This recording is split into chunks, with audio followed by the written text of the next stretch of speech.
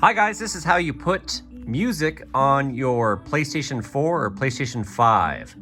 So as you can see, I'm using the USB music player. That's a song I wanted to play. We wanted music in this room and I'd run out of devices. So here's what you do. So here's a controller. Put a USB stick in here and put a folder on there that says music, and then put your music in there. So that's what I did on my Mac. So now I'm gonna go back. I'll show you where it is. Let's see, we'll keep playing while I had trouble finding it. So there it is at the very end. So you go into your PlayStation and then go all the way to the end is where mine was. Library, hit X, and you can go through here if you want.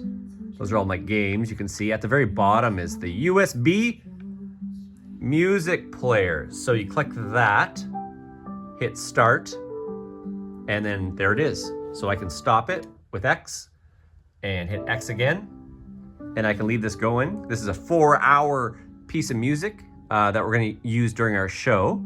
So there you go, I had this extra PlayStation. Tried it with the Xbox, had some issues, but I'm sure it's the same thing. All right, thanks for watching, cheers, bye.